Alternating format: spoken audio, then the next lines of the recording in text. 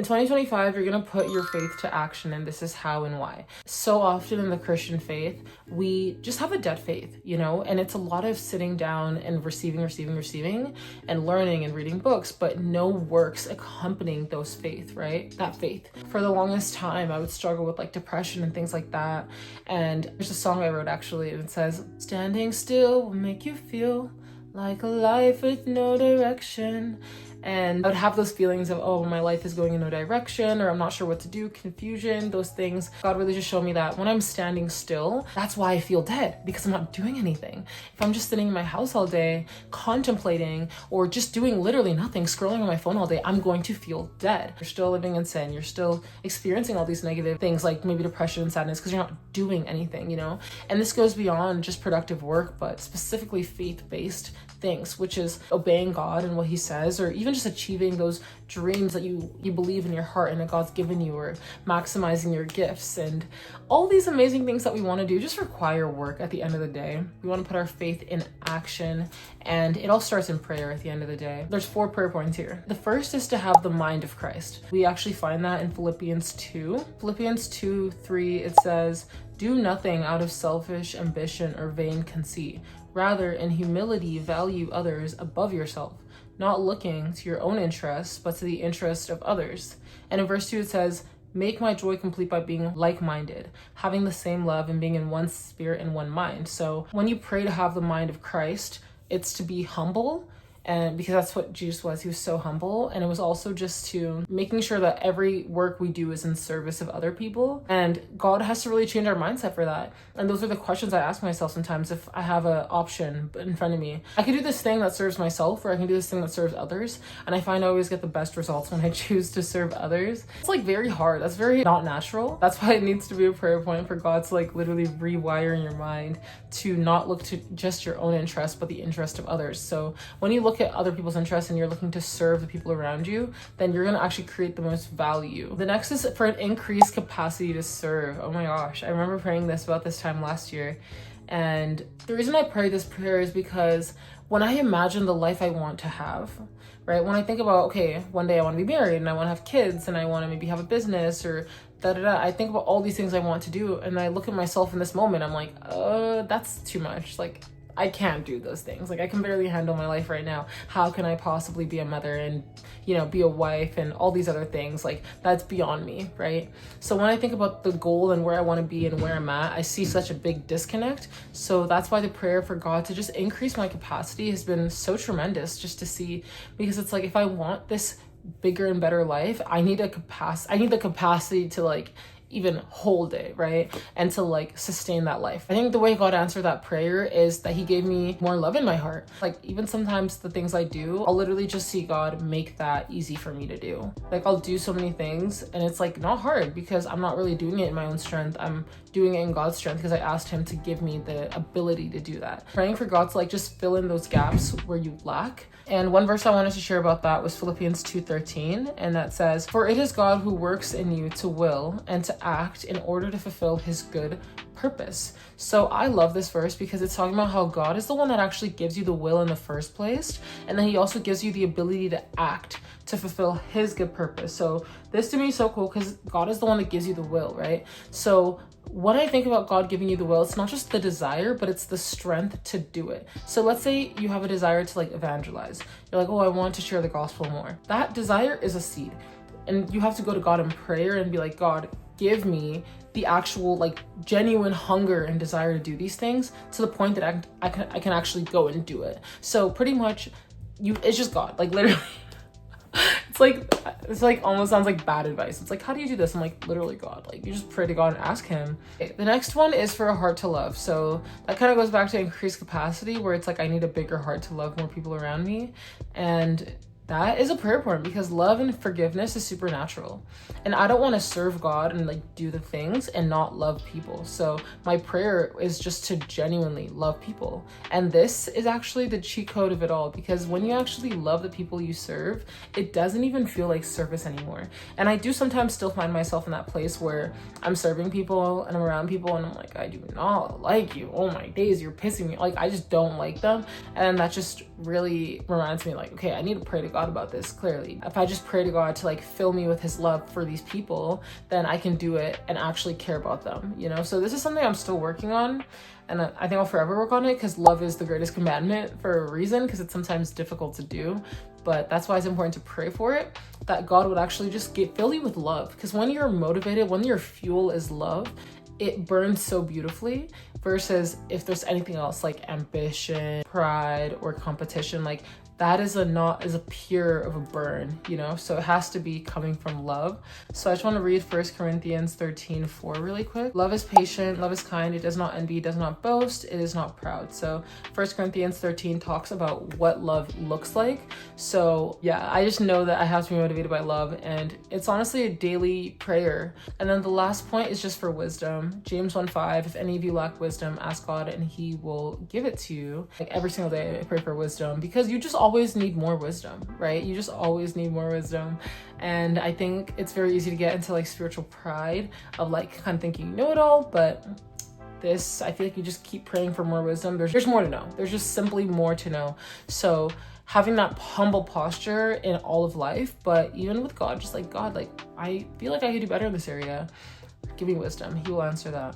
So now that we've prayed and we have the right mindset into going into 2025, how are we actually going to practically put our faith to works, right? I don't want to just give you spiritual answers. I want to give you very practical things that you can apply.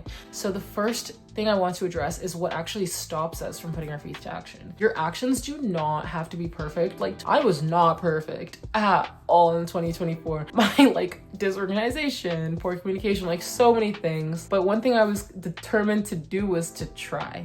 I was making impact because I was showing up and I was trying and I was failing, but overall was pretty successful, truly by the grace of God. So let me just say that for 2025, the image God's showing me is just how a sharp axe can do so much more than a dull axe. So my axe was maybe a little dull, but I was still hammering it in. I was still doing what I needed to do, and God was able to work with it. But God's like, okay, in 2025, sharpen that axe even more so you can do even more in 2025, right? So the first thing that stops people from putting their faith in action is the fear of failure. The fear of failure. How to eliminate the fear of failure? I think we can actually find that through knowing the gospel of Jesus Christ, right? What is the gospel of Jesus Christ? The gospel is that you are saved. You are victorious if you believe that Jesus is who he says he is. So because I believe that Jesus is God and he overcame death, he overcame Satan, who is my op. So my op has lost and Jesus is up. Therefore, I'm victorious. In Revelation 3:5, it says, to the one who is victorious will be like them dressed in white, and I will never blot their name out of the book of life, but I will acknowledge them before my Father and his angels. So often in Revelation, it keeps talking about those who are victorious, those who are victorious. And those who are victorious are those that put their faith in Jesus Christ. So if you really understand that, that means that you cannot fail. A question you can ask yourself now that you know that you can't fail is, if I was guaranteed success, what would I do? What are the things that you are not doing because you have a fear of failure? And if you were guaranteed success in something, you would do it, right? You would take that step. Sometimes you'll have those momentary failures where, okay, this didn't work or that fell through. And honestly, all you have to do is try. In Proverbs 24:16, so iconic, it says, a righteous man may fall 7 times, but he gets back up 8, right? So what I love about this verse is that it acknowledges that sometimes even when you're right, you're on the right path, you're with Jesus, you might fall, but the key is to get back up, right? Another thing that stops us from putting our faith to action is that sometimes we overthink instead of acting. So obviously there's a level of intentionality that we should put towards our actions, but let's be so real. Most people fall into the overthinking anxiety trap, right? Where there's like so many possibilities. And what I'm doing to overcome that is just to make more swift action sometimes, or I'll give myself a time limit for something. I'm like, okay, I'm gonna think about this for so long, and then by this time I'm gonna just make an action. So giving myself deadlines. Sometimes it's better just to, like I said, do it imperfectly than to not do it at all. One verse I want to share is Proverbs 14:23, and it says, all hard work brings profit, but mere talk leads only to poverty. Do not just be a yapper only. Oh my gosh, my one friend TJ, actually, about this time last year, I was telling him about some of my ideas, and I was like, yeah, I want to do a podcast maybe, blah, blah, blah. And he goes, okay, don't be a yapper though. Like, don't just keep telling me about these ideas, you need to do it. And I was like, oh my gosh, he's right. And that really motivated me. I was like, yeah, I don't want to just be a yap. Oh, I want to do this, I want to do this one day, and nothing to show for it. So that was really encouraging. So I just want to say that to you. Like, I'm sure you have ideas, you journal about, you tell your friends about, but like, where's the action, babe? Like, where is it, you know? So lock in. Like, there's just being a yapper. So many people do that, and I think I saw something online about how it feels productive, but it's just not. Okay, the next thing I'll say stops people from putting their faith in action is by criticizing instead of contributing. So this is when we judge other people doing the things we want to do, maybe, or just doing anything that is, you know, a step of faith and someone's trying, and just having a critical attitude towards other people. I feel like that actually often those people that are very critical, I see that they don't actually have a lot of works in their own life, because they have such a critical spirit towards everybody. And I'm sure that even goes into themselves, right? So that'll go back to the overthinking instead of acting. And I think instead of criticizing, we need to contribute, because that energy that you can take towards criticizing this person that's trying, like they're trying, and you're on the sidelines criticizing, thinking that there's something cool about that because, oh, well, I would have done this, and like, how about you step into the picture and you help them, you give them a suggestion, right? And you help them do what they need to do. That's going to empower you more so to do what you need to do, versus when you're always criticizing, you're just never going to move, because you're going to also have that belief that, well, other people are criticizing me too. And again, those are going to be those overthinking thoughts that are going to disempower you. Okay, another thing I will say stops people from acting is their own weaknesses, right? And what I'll say is to really identify your strengths and embrace your weaknesses, because everybody has strengths, everybody has talents and gifts and things that God has given them, right? So instead of magnifying your weaknesses and thinking, oh, well, I don't have this and I couldn't do it because of that, just really look at what you do have and use what you have to the best of your abilities, and embrace your weaknesses. Ask for help, right? And next thing I'm going to say is talking about community, really. But I feel like that's the beauty of community, where it's like, I have my weaknesses, and asking people to help me in those areas of weakness. I'm still low-key, I haven't done this perfectly well, but hopefully in the new year, that's really what I want to do, is just to build a stronger team of people that fit into my weaknesses. God's strength is made perfect in our weakness, 2 Corinthians 12:9. So yeah, this verse gives you precedence to that. Like, God can actually move in a stronger way when we are weak. And oftentimes God will give us something that's still in development, and we'll just completely despise it instead of developing that thing, right? I really want to encourage you to step out in faith in this new year and trust that God will catch you. The grace of God is his ability to redirect us and to correct our mistakes. So don't be afraid to make one, right? At least take that step. That's when God's grace can move, right? First step is always prayer. God, what do you want me to do? God, where would you like me to go 2025? Give me the wisdom to do the things you want to do. But before I finish this video, I really want to hone in on community, because community is by far the biggest testimony of 2024 for me. And God has just been so amazing. He showed me the importance of community. He showed me the beauty of community. And you can be in church and not have a community. You can follow Jesus and not have a community, but you need one. And Jesus shows us that. I think that's one of the main lessons he was telling us when he lived his life on the earth, that you need a community. If God himself needed a community of people around him to support him, how much more do I? Why you want a community is because there's an image that I heard a long time ago, and it just talks about how if you take a coal and take it out of the fire and just like put a coal by itself, it'll burn away pretty quickly. But if you take a coal amongst other coals, they will together burn for a very, very long time. And that just shows that if you're on fire for Jesus, if you have an idea, if you have something, you need other people that are similar to you to help sustain that fire. And another thing the community will do for you is it just reminds you that we are building God's kingdom and not our own, right? I think sometimes when we find ourselves in isolation, it's because we're trying to do something that just feeds ourselves. But when we are in a community, the only thing it'll motivate a group of people to do something is if there's a higher calling behind it, right? Not just to make Temi happy and cool. It's like, no, like, we're here to share Jesus. It's important to have a community, but what if you don't have one, right?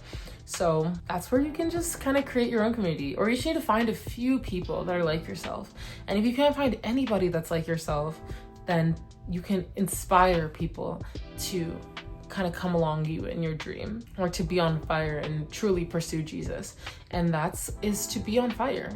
And the best way to recruit people is to be on fire yourself. So if you're still here in the video, I want to say a quick prayer with you actually, and just ask God, what should we do next?